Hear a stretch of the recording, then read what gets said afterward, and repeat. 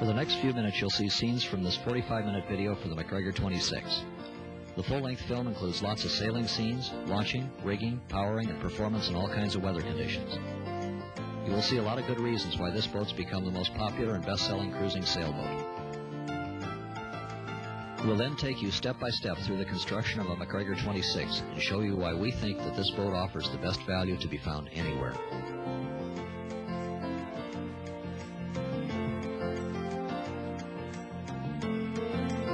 The main cabin has a galley, a sofa, a full-length sofa berth combination, and a removable table. The forward cabin has a large double berth and a completely enclosed bathroom. There's room to sleep 6 adults. The large pop-top hatch offers full standing headroom and the best ventilation to be found in any sailboat. The rear of the cabin has a 6-foot by 7-foot berth as large as a full queen-sized bed.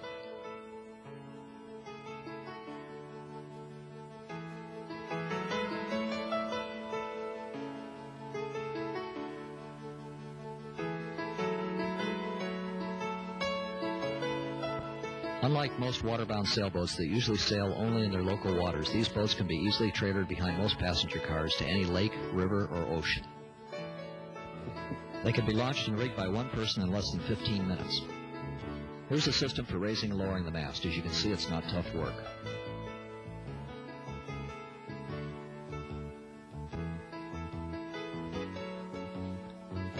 Because the boat sits very low to the ground, it can be floated off its trailer without drowning your car or without getting the crew wet. The boat will float free without any part of the car except the rubber tires touching the water. Rather than a conventional lead or cast iron keel, the 26 has a water ballast system. There's a large water tank molded into the bottom of the boat that holds 1,200 pounds of water. The tank is empty when trailering and launching. When the boat goes in the water, the valve is open, the tank is filled, and the valve is closed, trapping the water. The 1,200 pounds of water, almost 1/2 of the weight of the boat, makes the boat self-riding and stable. Here the boat is being driven under power onto its trailer. All the skipper has to do is get the nose between the vertical goalposts sticking up from the rear of the trailer. He then drives the boat into the wide and padded V support at the front of the trailer. He leaves the engine running to hold the nose in place. The goalposts keep the boat centered on the trailer. He then winches the boat tight to the trailer.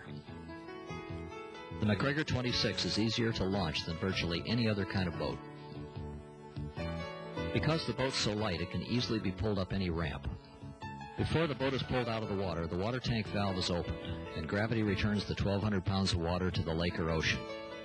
There's no reason to pull the rear end off your car hauling around 1,200 pounds of permanent lead or iron ballast.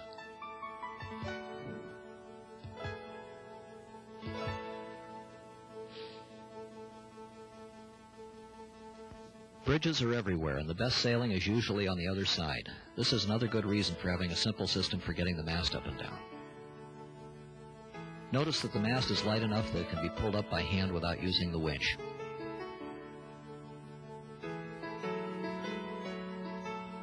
With most other sailboats, you'd now be stuck in mud in chest-deep water. The boat will sail in 15 inches of water, opening up some great areas where other sailboats simply can't go. We drilled a 1-inch hole in the bottom to show that the foam flotation material will keep the boat afloat even when it's completely filled with water. Here's how the water ballast rights the boat. It takes 132 pounds pushing down at the top of the mast to keep it on its side, more than any comparable boat.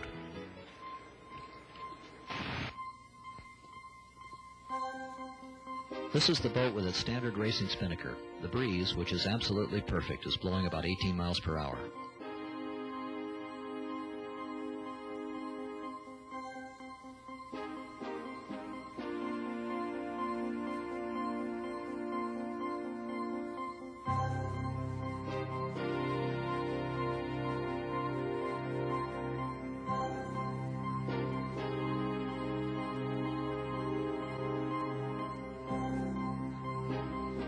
Sometimes the jib alone is just the right amount of sail for fooling around.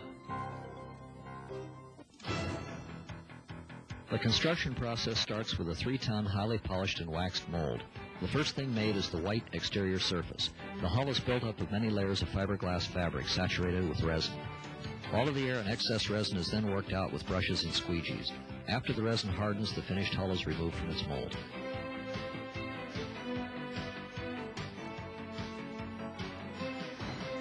All of the fiberglass parts for the boat are made the same way. Here are the major pieces. Our plant builds 4 of the 26s each day. Here are the finished boats about to be delivered. And these are hulls and decks that are ready to go into the assembly shop. Here are a few scenes from final assembly. You'll see these and more in greater detail in the remainder of the full-length video. You'll also see a lot more of the fiberglass fabrication process.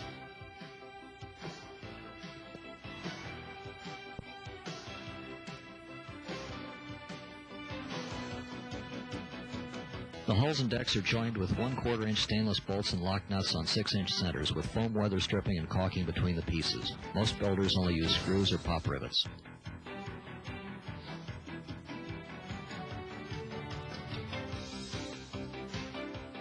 This is the centerboard. Notice that it retracts completely into the hull.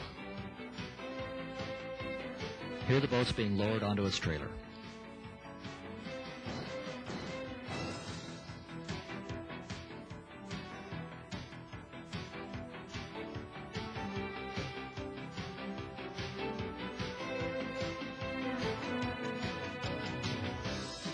We operate our own fleet of 12 trucks like the one shown here, and we deliver to 100 Macgregor dealers throughout the United States and Canada.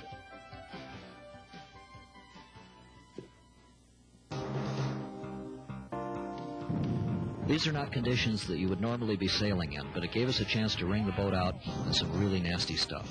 The 10 to 17-foot waves were the result of a severe storm off the Pacific coast. The winds were a steady 30 miles per hour. The boat's sailing with a standard working jib and mainsail reefed down to about half size. One of the real tests of a sailboat is its ability to sail into heavy winds and seas.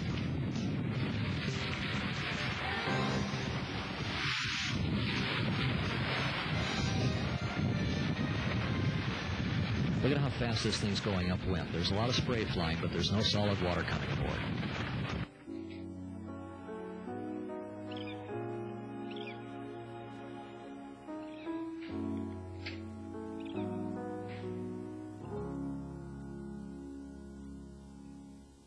Here's the boat building up a full head of steam with its 7.5 horsepower outboard motor.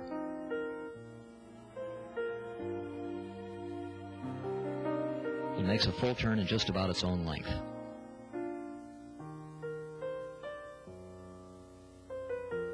Here are a few scenes that tell better than words what this sport is all about.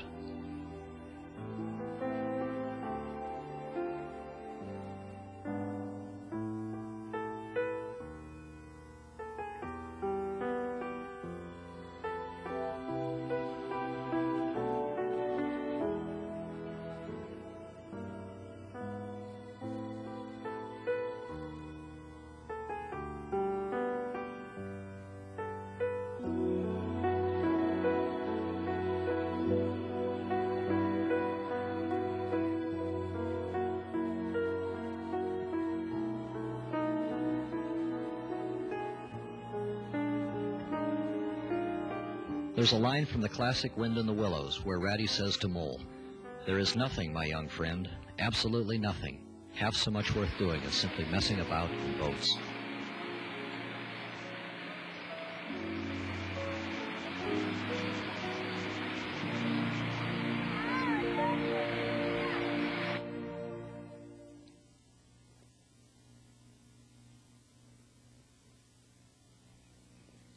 For trailering and getting a boat up the ramp, lightweight and a well-engineered system is crucial. With a much heavier boat, you're going to see a lot of this.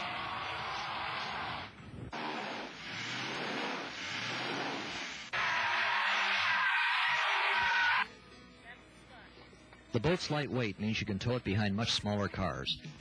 Most boats were designed when cars were huge, but those days are gone.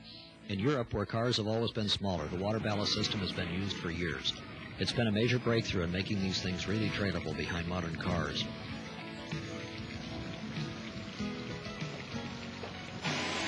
This is a view of the molded-in water tank that holds the 1,200 pounds of water. And this is the valve that allows gravity to take the water in and out of the tank.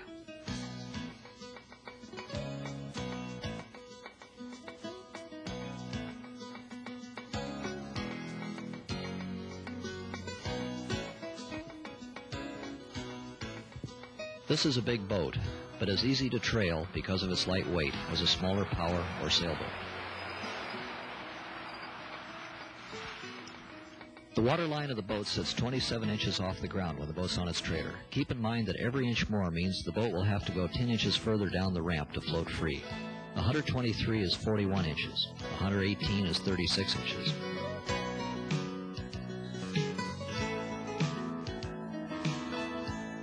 I'll take you through a few more competitors, starting with the Catalina 22. 36 and a half inches. A Catalina Capri 22. Now 50 inches. Catalina 25, so the retracting keels. 47 inches. 50 inches.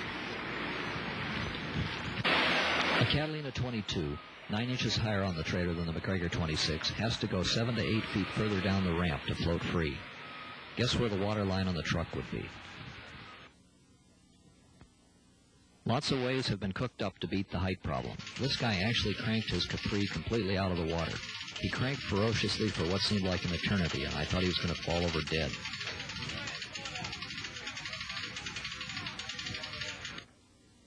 Extension tongues are frequently used, as for this Catalina 22. These are nice, but extending them after a little rusting can be tough. Most ramps are designed for normal length trailers, and when one of these long ones goes off the end of the paved part, major outside help is often needed.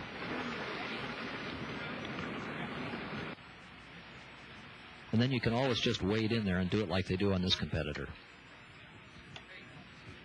Remember the big rule: the lower, the better.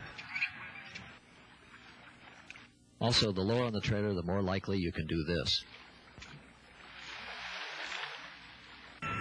The next big thing is to have guides on the rear of the trailer to center the boat. You can see them just sticking out of the water. They hold the boat firmly on the center of the trailer while the other stuff is being done.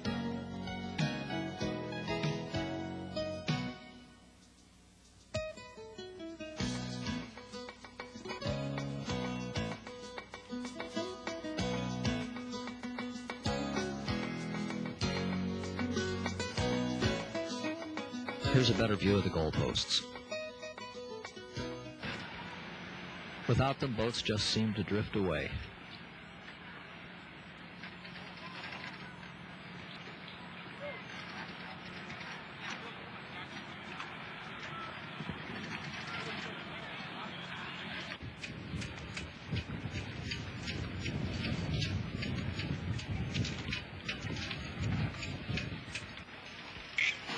Here's a competitor with no centering rails. If you listen carefully, you can hear all their dishes breaking.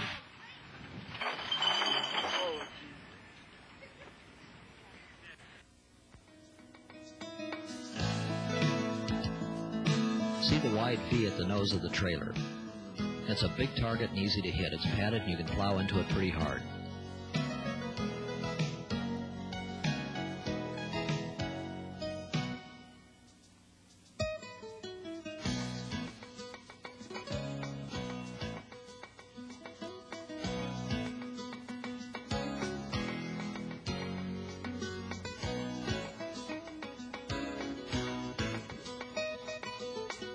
Here's what happens when you don't have a wide catcher for the nose.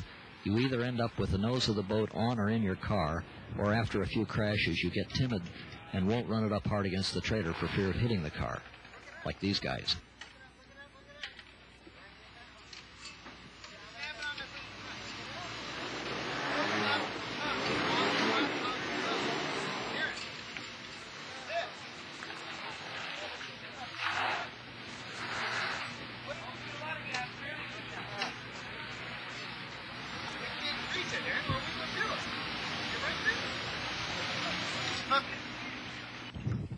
The kick-up rudder makes getting the boat on and off the trailer really simple. Just leave it halfway down for full control and it won't hit the ramp. This is the centerboard control line. The centerboard, like the rudder, kicks up for easy launching. To keep good steering control, we leave it about 6 inches down and it automatically pops up when it contacts the trailer pads.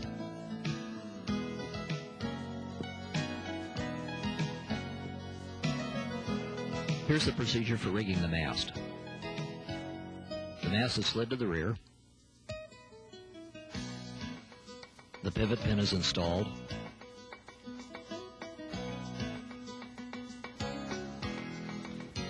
This is a pair of sidelines that keeps the mast from falling sideways as it goes up and down. The mast raising pole is then connected. Actually, this and the sidelines can be left on all the time when sailing or trailering. Here's the mast going up with the winch. A kid can do this.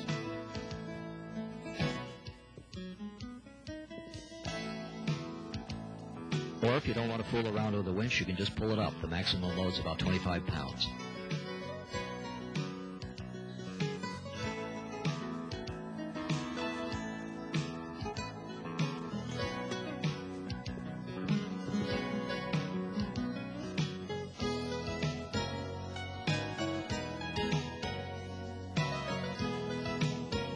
Or you can just forget about all that stuff and just put it up there. Only the forward stay has to be undone when raising or lowering the mast. Everything else stays connected for trailering.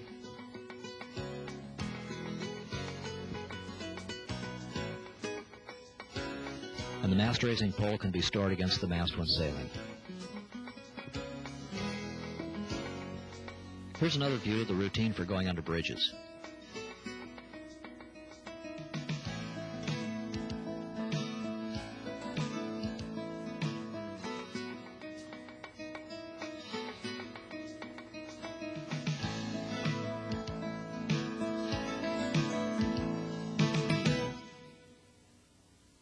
Lest you forget what goes where, we provide a complete owner's manual telling how to rig the boat and do everything else necessary to care for it. It has lots of pictures and is written in the King's English and not in the complex language of sailing, wherein a rope is called a sheet. Back to the launch ramp. These are wonderful places. Where else in the world can you see such examples of innovation?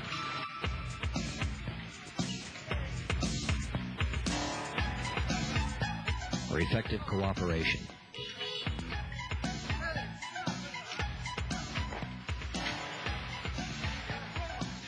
Or love.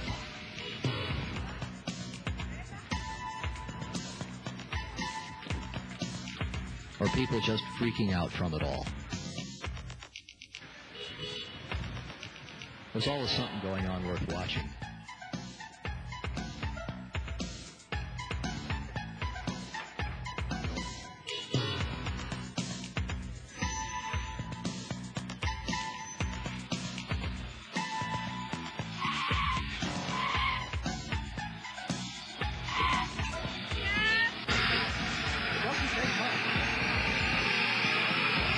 This boat must have weighed 500,000 pounds. The miracle is they got it out at all.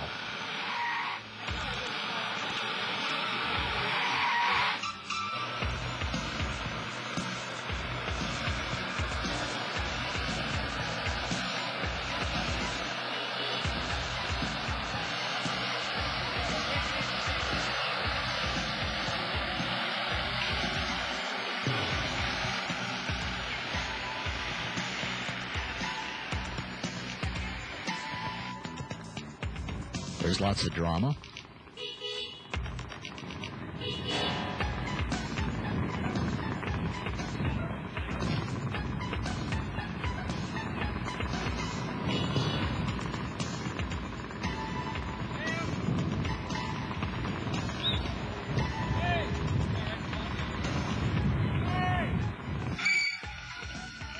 And technical challenges created by major boat-trailer mismatches. The bow roller is supposed to be about 2 feet under the bowsprit on the boat. Now what? This is a typical low-cost, out-of-the-water storage yard right by a launch ramp where the boats can be left with their masts up. There are about 200 sailboats here, and most are Macgregor built. As you look down the yard, they're the ones sitting low on the trailers and easy to launch. This is one of the many reasons we've dominated this part of the sailboat market for the past 25 years.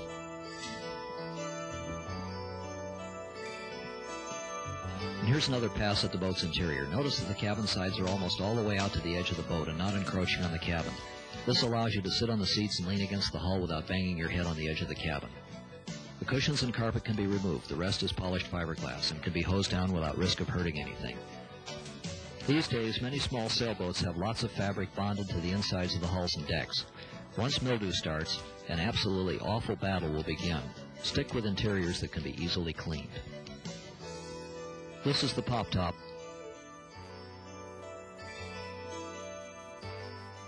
And this is the optional pop-top cover to keep out sun and rain. And this is the view from inside the cabin. The galley has a sink and a pump for fresh water. We don't provide stoves because owners have such a wide variety of opinions on what kind is best. This is a low-cost, flush-mounted alcohol stove. There's a large storage compartment underneath the galley. And there are storage compartments under every berth. These can hold an amazing amount of stuff.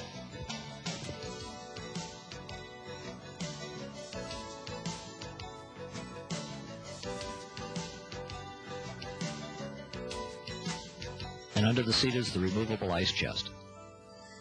The 26 has a completely enclosed bathroom. Most small boats have a portable toilet under a bunk.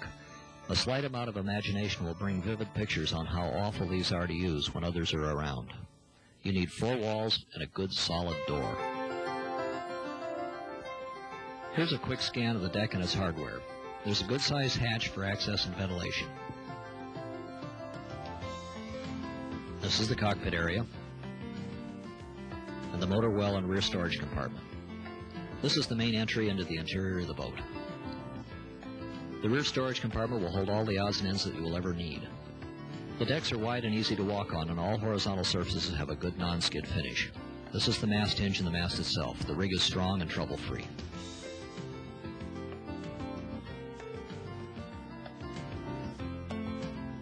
Here's a good close-up of the molded-in non-skid. It's coarse enough to grip, but not so rough to tear your clothes or you. This is the line that controls the angle of the mainsail.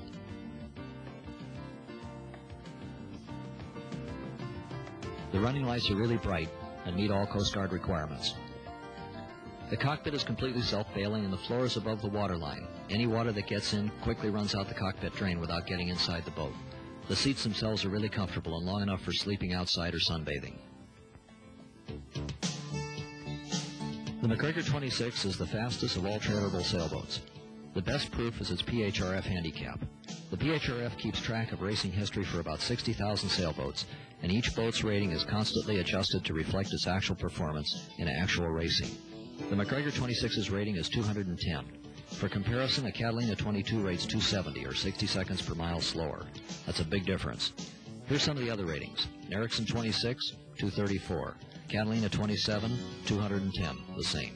Catalina 25, 228. Ericsson 27, 234.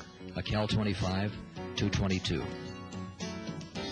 Our old Macgregor 25 with a cast iron retracting keel rates 228, 18 seconds per mile slower than the new 26. Most other trailerable sailboats are hopelessly slow and don't sail fast enough even to bother with PHRF ratings in racing. Here are two 26s racing with full sails into 25 knots of wind.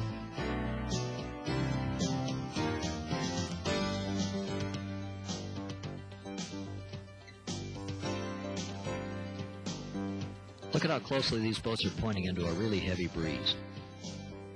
If you're buying a boat for the first time, performance and racing may be of little interest to you. However, a boat that performs well is generally more stable, more comfortable, and easier to sail, and will yield greater long-term enjoyment. The greatest mistake a newcomer to the sport makes is to buy a boat that will not sail fast or sail well. Once the basics are learned, and they come easily, few people are content with a boat that is slow, sluggish, or a poor performer.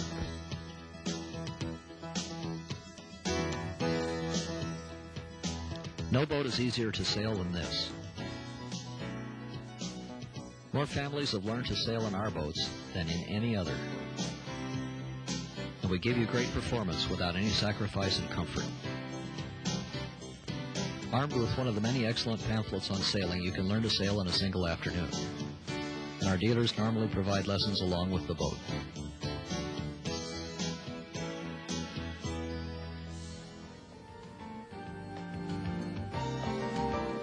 Here's one more look at the boat's self-righting capability.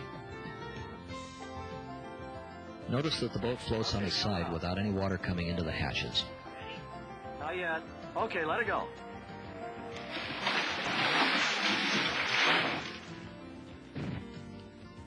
Here's a 26 intentionally carrying too much sail for a 30-mile-per-hour wind. When the heeling angle becomes uncomfortable, the skipper lets out the mainsail and heads the boat up into the wind to relieve the wind pressure on the sails.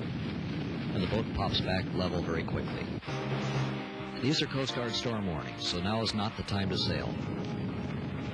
However, we use this relatively rare occasion to check out a brand new Macgregor 26 right off the assembly line. This is the working jib and the reefed mainsail in about 30-mile-an-hour winds. The sea conditions were far from ideal.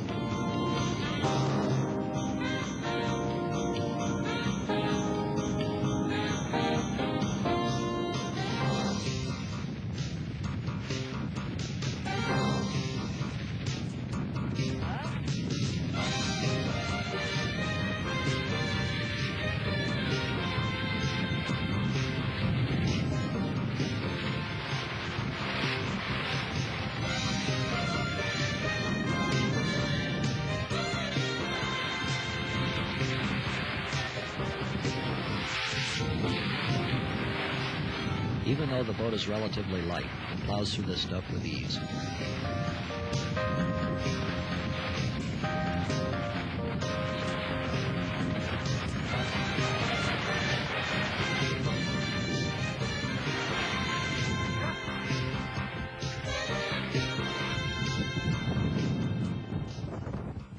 You won't see too many like these. The California surfers will be going nuts when this wave comes ashore.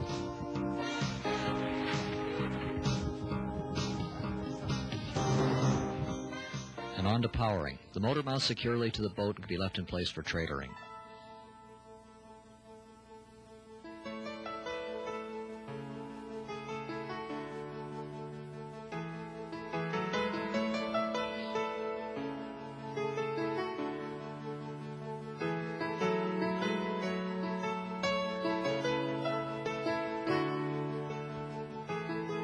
Both sailboats are barely controllable backing up under power.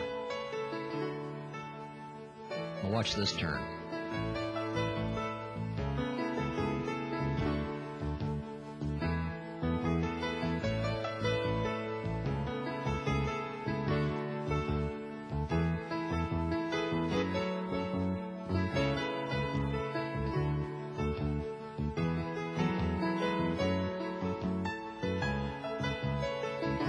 This is what it looks like when it's completely full of water.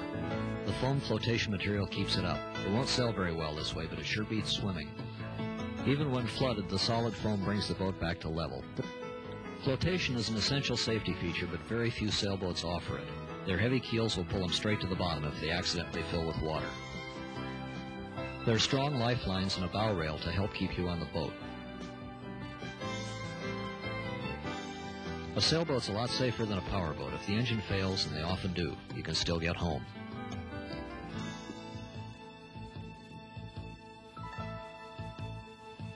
Here are a number of compelling reasons to own a sailboat. Distant and beautiful places.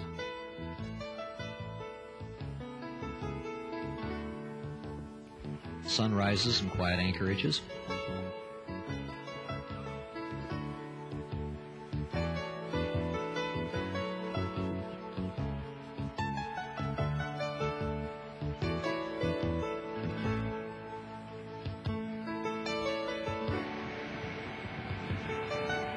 An unlimited number of interesting and new things to see.